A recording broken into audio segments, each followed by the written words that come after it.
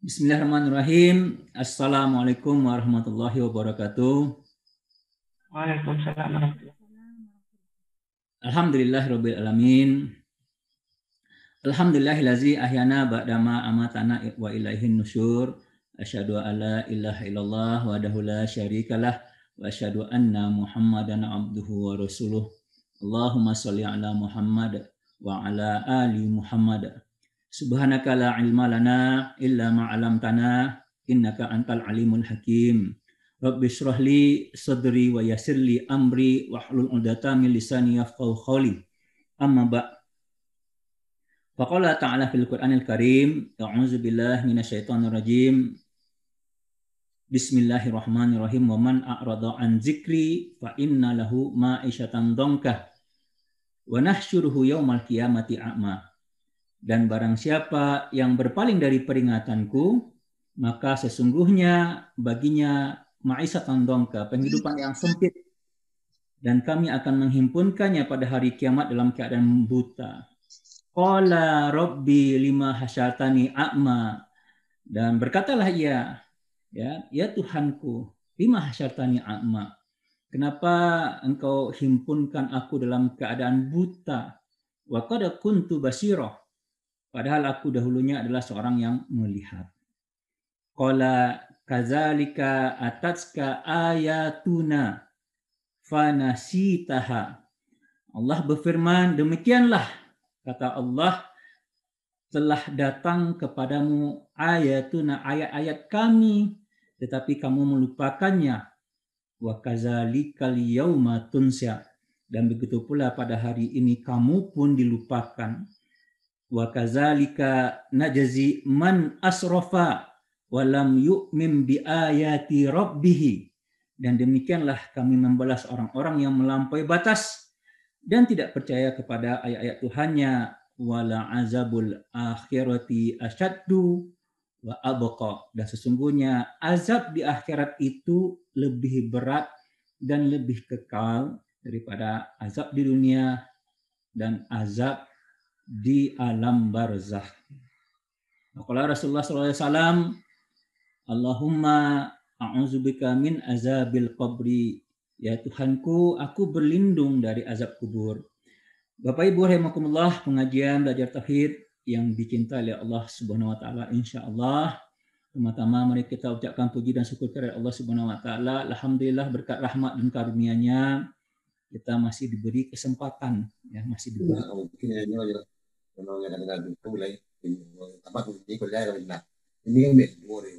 Ya. Oke, kita masih diberi kesempatan oleh Allah Subhanahu wa taala, ya, untuk beramal, ya, beramal, menambah pundi-pundi amal kita.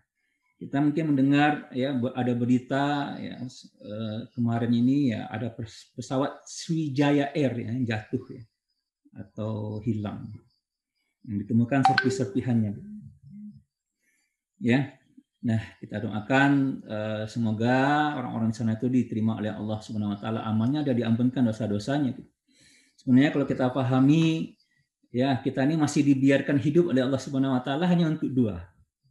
Apakah kita ini akan mendukung kebaikan, ya, akan menambah kebaikan di dunia, atau, ya, mendukung kekufuran, ya, yang bertambah-tambah kufur gitu, ya. Jadi kalau masih berguna untuk dua itu, maka akan dibiarkan hidup oleh Allah Subhanahu wa taala, ya. Itu yang kalau kita kaji-kaji lebih dalam lagi, gitu. Dibiarkan oleh Allah itu hidup seperti itu. Bapak Ibu rahimakumullah, ya. Tidak lupa kita sampaikan salawat dan salam untuk kedua junjungan kita Nabi besar Muhammad sallallahu alaihi wasallam dengan lafaz Allahumma sholli ala Muhammad wa ala ali Muhammad. Nah, pada kesempatan ini kita masih membahas tentang alam barzakh, ya. Sebagai tapi masih ada yang dia bisa pakai kan. penantian hari kebangkitan. Nah, dulu ya, minggu lalu kita sudah berbicara tentang alam barzakh. Mungkin sebagai pengenalan, ya. Dan kalau kita bahas, mungkin masih agak banyak yang perlu kita bahas. Pada kesempatan kali ini mungkin tidak akan membahas tentang apa saja siksa di alam barzakh, ya, siksa kubur itu apa saja. Tapi ada 4 hal yang akan kita bahas. Yang pertama, bahwasanya ya, bagaimana perjalanan ruh yang dicabut malaikat maut, ya, sampai dia kembali lagi ke badan di dalam kubur. Ya. Jadi nanti kita akan paham itu. Dan mungkin para dokter juga akan paham gitu ya, bagaimana sebenarnya ruh dengan jasad itu berkumpul ya, bergabung, itu akan ada kesadaran atau ada istilahnya dia menyadari tapi dia tidak bisa macam-macam ya. Di sana kita akan paham yang namanya alam barzah itu bagaimana. Itu ya, ya. Yang pertama tadi ya, itu kenapa kita akan bahas bagaimana perjalanannya. Ada satu hal yang perlu kita ketahui, bahwasanya malaikat tidak akan mencabut nyawa seseorang. Tidak akan mencabut nyawa seseorang sebelum ya ketika akan mencabut itu sebelum dikasih tahu bagaimana keadaannya di akhirat nanti. Nah, apakah dia itu ya beriman atau kafir gitu, akan dikasih tahu oleh malaikat bagaimana keadaannya di akhirat nanti sebelum dicabut. Nanti kita akan paham itu kenapa ada ayat orang-orang minta dikembalikan ke dunia ya, agar mereka itu bisa bersedekah dan beramal soleh. Yang kedua, kita akan berbicara landasan tentang ayat dan hadis tentang siksa kubur. Ya, kemarin tuh ada yang bertanya apa landasannya tentang siksa kubur, kan seperti itu ya. Landasannya siksa kubur itu apa? Apa nanti orang nggak akan diazab lagi di yaumul qiyamah, di hari di neraka ya, di hari akhir, di yaumul akhirah ya. Nah, yang ketiga, karena kita berbicara landasannya ya tentang azab kubur, pertanyaannya adalah ya apakah nanti ya siksa kubur itu akan mengurangi siksa di akhirat nanti ya, dan apakah nanti juga ya, azab kubur tersebut terjadi terus menerus atau sekali-sekali saja. Nanti kita akan bahas insya Allah. Ya, mungkin kalau masih ada waktu kita akan berbicara tentang apa saja amalan yang mungkin bisa ya menghindari kita dari azab kubur. Bapak Ibu rahimakumullah. Ya. Jadi manusia itu ada dua ya, ada jasad, ada ruh. Ya, yang namanya kematian tersebut adalah ketika ruh dicabut dari jasad fisik. Nah, ada satu hal yang harus kita pahami, bahwasanya ruh tersebut tidak akan dicabut oleh malaikat maut sebelum diberitahu bagaimana keadaan mereka ya di akhirat nanti. Maka dari sini kita akan paham tuh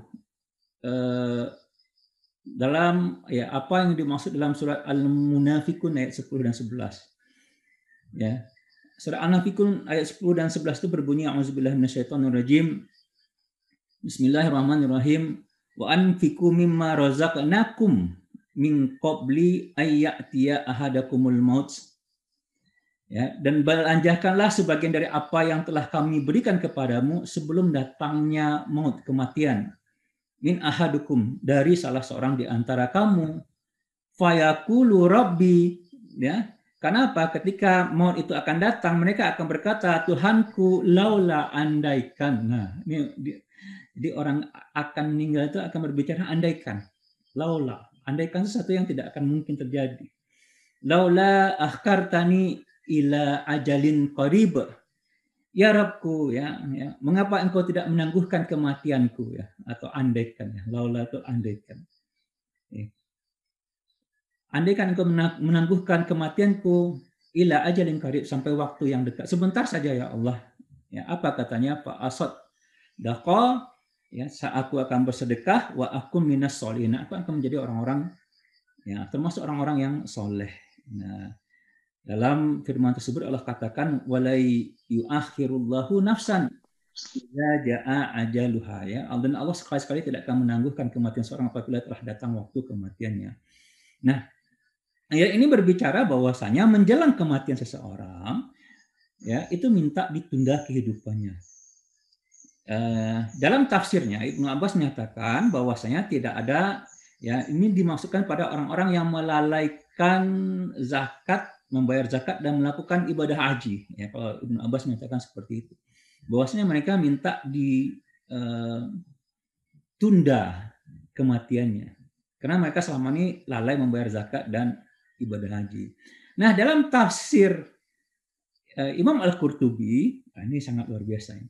Bahwasanya ya orang yang beriman dan punya banyak amal ibadahnya gitu, itu tidak akan minta ditunda mereka kematiannya. Kecuali orang-orang yang tidak punya bekal di akhirat nanti, maka itu adalah orang-orang yang diminta ditunda gitu ya, agar mereka bisa bersedekah dan beramal soleh. Nah, luar biasa ya kalau kita memahami ayat-ayat ini. Nah, dari mana mereka mengetahuinya? Nah, di sini jawabannya adalah pada hadis-hadis berikut ya, bahwa para malaikat tidak akan mencabut nyawa seseorang kecuali memberitahu terlebih dahulu bagaimana keadaan mereka di akhirat nanti. Jadi sebelum dicabut dikasih tahu oleh malaikat. Nah, ini dalam banyak hadis. Cukup banyak ya. Dalam hadis dari Abu Hurairah, Bukhari Muslim ya. Rasulullah SAW bersabda, para malaikat akan mendatangi orang soleh yang akan meninggal dunia. Ya, kemudian malaikat tersebut akan memakai pakaian yang terbagus ya, dengan menampakkan wajah yang berseri-seri, ya, wajah yang bersinar. Ya. Kemudian duduk dekat hamba yang soleh tadi, lalu berkata, ya ayuhan nafsul mutmainnah, wahai jiwa yang tenang, irji'i ila rabbika radiyatun mardiyah. Keluarlah kepada Tuhanmu dalam keadaan ridho dan diridhoi. Nah, malaikat terus mengucapkan hal yang tersebut terus-menerus sampai dicabut nyawanya oleh malaikat. Ya. Nah, lalu sampai dicabut ruhnya, ya, malaikat membawanya ke langit di dunia. Masya Allah. Setibanya di langit dunia, ya, para malaikat tadi yang pembawa ruh tadi meminta izin kepada para malaikat penjaga langit, ya. Dan setelah diizinkan masuk, ya, mereka tuh para malaikat penjaga langit itu bertanya, siapa ini? Ya, ini adalah ruh orang-orang yang hamba Allah yang saleh. Jadi ruh Bapak Ibu rahimakumullah ya, itu kalau dia tidak bergabung dengan jasad, maka dia tidak akan seperti kita pada saat sekarang ini. Ya. Tidak akan ada fungsi untuk awareness ya, atau kesadaran. Ini yang harus kita pahami. Maka ketika di bawah ruh itu ya kita tidak akan sadar ya. Nanti dia akan bergabung dengan jasad, insya Allah ya.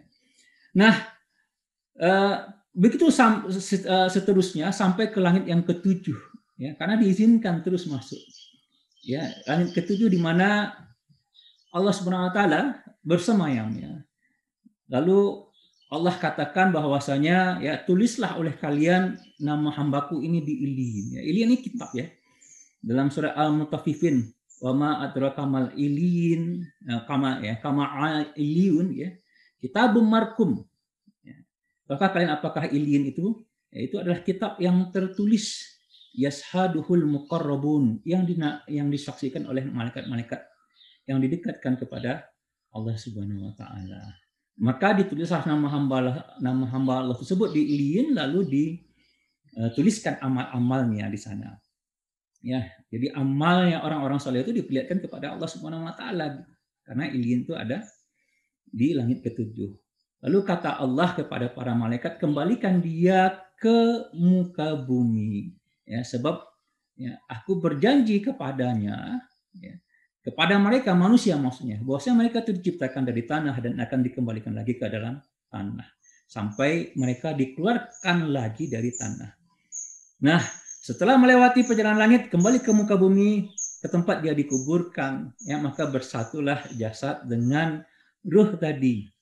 Ya, maka di sanalah ya ketika mayit di dalam kubur, maka mereka bisa mendengar terompah itu ketika disatukan lagi jasad dengan mayit mereka. Nah, mungkin para dokter paham ya.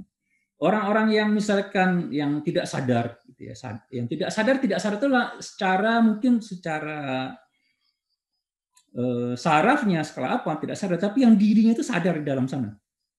Sama nggak kita ketika sakit ya, sakit tidak bisa bergerak. Saya pernah seperti itu. Sakit tidak bisa bergerak, kita tuh tahu sebenarnya. Ya, tapi kita tidak bisa ngapa-ngapain. Nah, seperti itulah orang yang mayat di dalam kubur ya. Ruhnya dikembalikan ke fisik mereka yang membusuk. Ya, yang makin membusuk. Mereka itu ada di sana. Nah, bagaimana apanya itu yang Allah yang lebih tahu. Allah alam bisawab. Nah, begitu juga dengan orang yang kafir ya, orang yang banyak dosa. Itu ketika dicabut dosanya oleh malaikat ya, malaikat maut. Malaikat itu berkata, ya, keluarlah engkau wahai jiwa yang kotor, ya, jiwa yang tercela, tempat engkau adalah di dalam neraka. Dan terus disebutkan sampai seperti itu sampai dicabut nyawanya. Ya. Nah, maka ketika sampai ke pintu langit, ya, malaikat para penjaga langit bertanya, nih siapa mereka? Ini adalah orang-orang yang kufur kepada Allah, orang-orang yang tercela, maka tidak diizinkan naik. Tapi Allah memerintahkan untuk dicatatkan amalnya di sijjin, ya, orang-orang yang berjiwa buruk taruh di sijjin. Ya, dan kembalikan dia ke dalam kubur, ya, atau di mana dia itu mati, ke jasadnya kembali. Nah, Bapak Ibu rahimakumullah ya. Jadi bahwasanya sebelum meninggal itu jasad manusia itu sebelum dicabut ruhnya, malaikat itu memberitahu kepada manusia di mana tempatnya. Nah, mohon maaf nih, mungkin kita bisa melihat ya bagaimana orang-orang meninggal. Walau alam bisawab ya. Tapi kita dari informasi ini ya walau alam bisawab. Saya pribadi pernah melihat meninggal orang yang baik, pernah melihat meninggal juga orang yang buruk ya. Dan saya tidak tahu walau alam ya bagaimana buruk. Tapi ada orang meninggal teriak-teriak gitu ya. Ada orang meninggal sampai terangkat ya, kesakitan gitu. Ya. Nah, itu sebagai syarat aja. Karena di satu yang lain kalau memang sama cara meninggal itu ada orang yang meninggal dengan tenang, Masya Allah. Ya. Meninggal dengan tenang itu syahdu juga kita melihatnya. Meninggal dengan tenang. Ya. Masya Allah ya. Nah, Bapak Ibu rahimakumullah ya. Ya, sesudah ruh sampai ke jasad barulah datang malaikat Munkar dan Nakir menanyakan ya seperti yang kita sampaikan minggu lalu ya, siapa Tuhanmu, siapa rasulmu gitu ya. Lalu ya apa agamamu gitu ya, apa saja amalan-amalanmu ya, kemudian dituliskan. Ya, disuruh kita datang lagi malaikat rumah menuliskan amalan-amalan kita digantungkan ke leher. Nah, itu ya, yang pertama ya, yang kita bahas ya, bahwasanya ya, bagaimana perjalanan ruh sampai ke dalam kubur lagi ya, sampai ke dalam mayat ya. Jadi itu adalah terminal kita ya. Nah, di sana nanti akan ada azab kubur. Kalau minggu lalu saya sudah bercerita bahwasanya nanti bagi orang-orang yang beriman dan beramal soleh itu akan dilapangkan kuburnya gitu ya, akan diperlihatkan kepada mereka surga. Ya. Diberi cahaya kuburnya gitu ya. Nah, itu orang yang tidak mendapatkan azab kubur. Ya, diperlihatkan surga setiap petang, ya, dia seperti tidur, ya, menunggu datangnya hari kiamat. Nah, ada orang yang disiksa di azab kubur. Nah, ini yang menjadi pertanyaan. Ya. Apakah ada landasannya tentang azab kubur ini gitu? Apakah nanti orang-orang yang disiksa azab kubur akan berkurang siksanya di hari akhirat nanti? Nah, pertama landasannya terlebih dahulu ya adalah ayat dalam surat At-Taha tadi ya, ayat surat At-Taha yang saya bacakan dalam ayat 124 sampai 127. Apa firman Allah? Waman a'rada an zikri, barang siapa yang berpaling dari peringatanku, fa innalahu ma'isyatan dongka, maka sesungguhnya baginya penghidupan yang sempit, wa nahsyuruhu yaumal qiyamati a'ma, dan kami akan menghimpunkannya pada hari kiamat dalam keadaan buta. Nah, ya dalam kaidah tafsir ya, kaidah tafsir itu kayak gini nih. Ya, dalam apabila ada suatu pernyataan ya, contoh misalnya rezeki itu datangnya karena usaha manusia. Nah, ya. Nah, nanti kita akan lihat gitu, ada rezeki datang dari usaha manusia, kadang-kadang tidak, kadang-kadang orang dikasih rezeki. Maka itu pernyataannya belum ya tidak benar sepenuhnya. Ya. Harus dicari lagi pernyataan yang benar ya. Maka kalau kita baca Al-Quran, rezeki itu datang dari Allah Subhanahu Wa Taala ya. Allah yang memberikan rezeki. Ya. Dan itu dalam tiga kata benar, dan itu juga pernyataan dari Allah Subhanahu Wa Taala. Nah, begitu juga ya bahwasanya ada kehidupan yang sempit, penghidupan yang sempit. Maka ini bermakna bahwasanya adalah pasti penghidupan yang sempit bagi yang berpaling dari peringatan Allah Subhanahu wa taala. Nah, kalau kita lihat di dunia ini, ya, penghidupan yang sempit itu bahkan kadang kepada orang yang beriman, ya, bukan kepada orang yang berpaling daripada peringatan Allah. Maka makna penghidupan yang sempit itu di mana? Adalah di kehidupan alam barzakh. Itu adalah yang suatu yang sangat pasti. Maka ada hadis yang lain menyatakan bahwasanya orang-orang yang disempitkan, orang yang berpaling dari peringatan Allah itu disempitkan kuburnya. Jadi kehidupan yang sempit, ada siksaan dan segala macam. Nah, para ahli tafsir menyatakan seperti itu. Bahwasanya waman a'rada an zikri, barang siapa yang berpaling dari peringatanku, fa inna lahu ma'isyatan dongka, maka akan, ya, sesungguhnya baginya ada penghidupan yang sempit. Itu di alam barzakh. Ya. Dan ya, ayat-ayat berikutnya yang mendukung itu adalah wa nahsyuruhu yaumal qiyamati a'ma. Dan kami akan menghimpunkannya pada hari kiamat dalam keadaan buta. Ya. Jadi, ya, penghidupan yang sempit di alam barzakh dikumpulkan dia di dalam keadaan yang buta. Nah, itu landasan pertama, ya, para mufassirin menyatakan tentang adanya azab kubur. Nah, ayat kedua, ya, ini lebih jelas lagi. Itu surat Al-Mu'min ayat 45 dan 46. Ya. Allah Subhanahu wa taala, ya, itu bercerita tentang Firaun. Allah Subhanahu wa taala berfirman, a'udzubillahi minasyaitonirrajim, bismillahirrahmanirrahim. Wa haqa bi ali fir'auna su'ul azab. Dan Firaun beserta azabnya dan Firaun beserta kaumnya, ya, dikepung oleh azab yang amat buruk. An-naru yu'raduna 'alaiha guduwan wa asiyah. Ya, kepada mereka dinampakkan neraka pada pagi dan petang. Dinampakkan neraka pada pagi dan petang. Itu kan belum ada disiksa berarti, ya.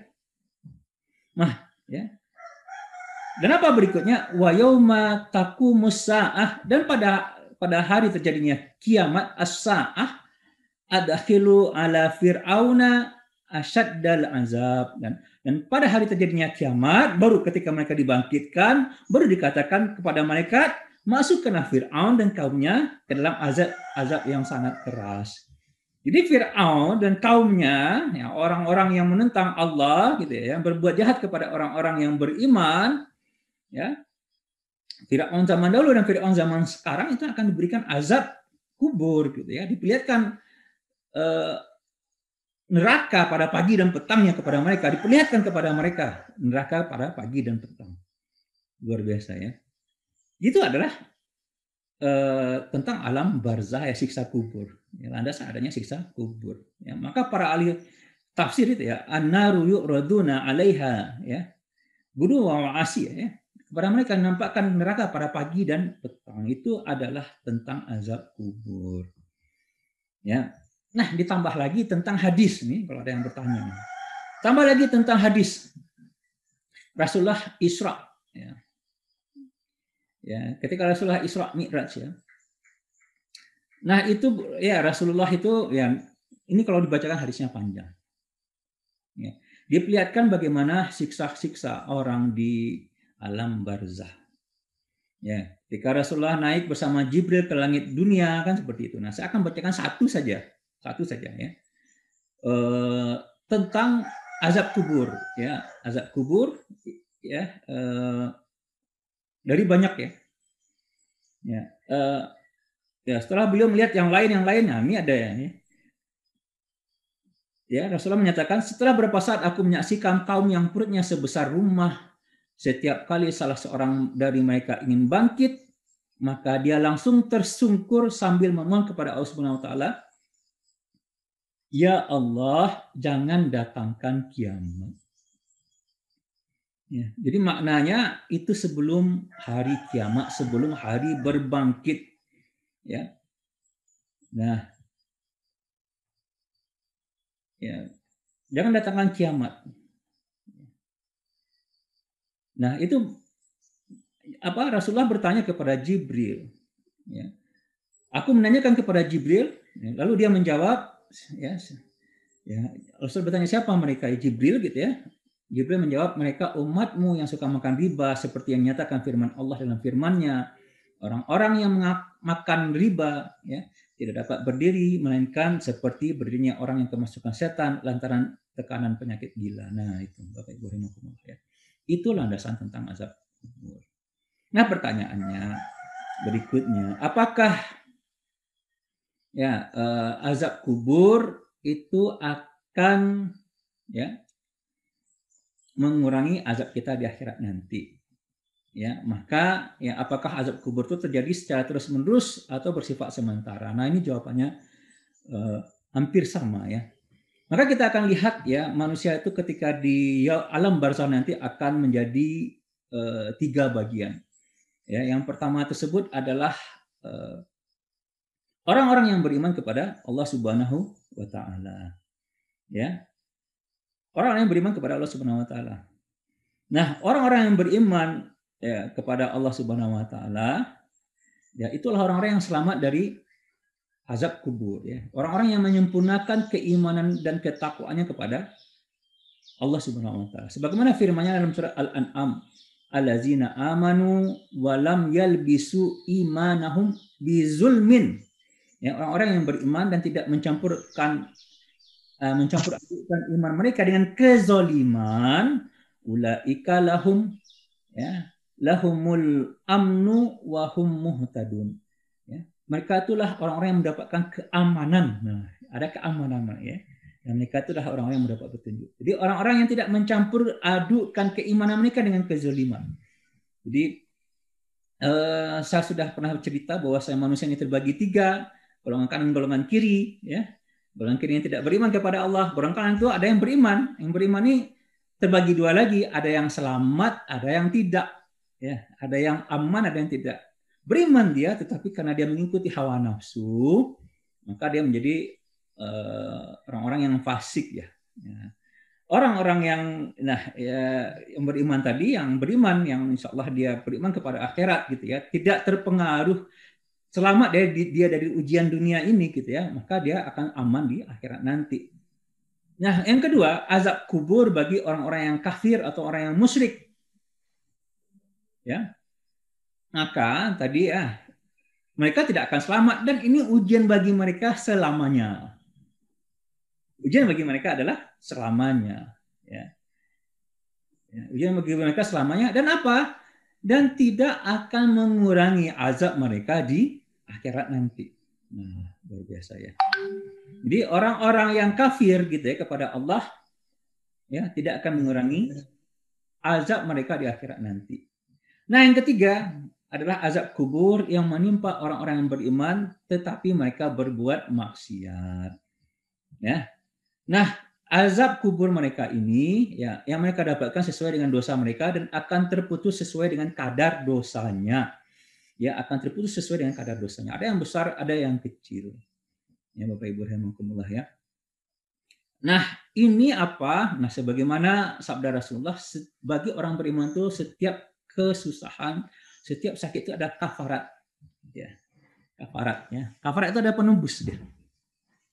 Nah, bagi orang yang beriman dan melakukan dosa, azab kubur tersebut akan mengurangi siksa bagi mereka di yaumil akhir nanti. Ya. Bahkan ya bahkan selama di alam barzakh seorang tersebut bisa terhindar dari azab kubur. Oh, Masya Allah. Terhindar dari azab kubur gitu. Karena apa? Karena doa dari orang-orang yang masih hidup. Ya. Doa dari orang-orang yang masih hidup. Karena amal soleh dari anak-anak mereka yang soleh. Nah, ya. Dan itu banyak cerita hadis-hadisnya ya. Ada yang disinari cahaya kuburnya karena ada sedekah jariah anaknya dan seterusnya segala macamnya. Nah, itulah yang kita pahami ya tentang azab kubur. Ya. Nah, atau karena karena hadiah dari anaknya, hadiah bacaan Quran dan segala macamnya seterusnya. Nah, yang terakhir Bapak Ibu rahimakumullah ya, insyaallah ya, kita sudah 40 menit insyaallah ya, 30 menit lah lebih ya. Nah, Ada 5 amalan, 5 faktor ya yang bisa menjaga seseorang dari azab kubur. Yang pertama itu adalah ribats. Ribats ini adalah ketika ada daulah Islam ya. Ada orang yang berjaga-jaga terhadap musuhnya. Ya, yang di perbatasan itu adalah ribat ya, para tentara, para militer gitu ya. Yang bertakwa kepada Allah gitu ya, menjaga keamanan daulah gitu ya, maka dia insya Allah akan terselamatkan dari azab kubur. Kemudian apa? Orang yang mati syahid. Ya. Yang ketiga, orang yang mempunyai bacaan Al-Quran. Ya. Lalu apa? Orang yang meninggal karena sakit, ada musibah sakit. Ya. Orang yang mati yang meninggal karena sakit karena wabah pandemi, kalau dia beriman kepada Allah, maka ada sebuah hadis kayak pandemi sekarang ini ya bahwasanya wabah itu adalah siksaan bagi orang-orang kafir ya, tapi adalah rahmat bagi orang-orang yang beriman. Nah, jadi ada juga para ulama itu juga ada yang dulu karena dia tidak mati syahid di peperangan, dia minta dimatikan dalam keadaan sakit. Ya, para tabi'in kalau nggak salah saya. Nah, akhirnya meninggal dalam keadaan pandemi ya. Nah, itu dia insya Allah akan terselamatkan dari azab kubur. Nah, dan kemudian ada yang meninggal pada waktu-waktu yang baik, ya contohnya pada hari Jumat dari berbagai hadis. Baik, ya itulah tausiah kita pada pagi hari ini. Mudah-mudahan bisa menjadi kebaikan bagi kita semua, jadi pengingat bagi kita semuanya bahwasanya kehidupan kita ini sangat-sangat sementara. Ada satu tanda ya satu tanda akhir zaman Bapak Ibu rahimakumullah ya. Nanti mungkin kalau di tentang alam barzakh karena ini akan berlanjut tentang ini ya. Bahwasanya ya waktu itu makin dekat ya, makin berlimpit ya. Rasanya baru kemarin saya mempersiapkan tausiah pagi ini gitu ya yang kurang siap ketika minggu yang lalu gitu ya. Sekarang saya mempersiapkannya lagi. Alhamdulillah karena sudah bahannya itu sama gitu ya, mirip ya, tidak ada masalah.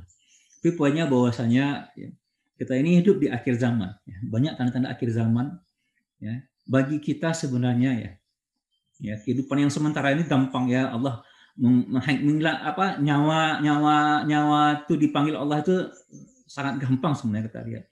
Saya udah berapa kali melihat baru kemarin gitu ya, sakit COVID 10 hari meninggal, 14 hari meninggal. La haula wala quwata illa billah. Biasanya kita kalau kita orang sakit 6 bulan sakit gitu ya, setelah itu belum meninggal, kita baru sudah siap-siap. Sekarang kita tidak siap dengan kepergian seseorang yang keadaan wabah pandemi ini.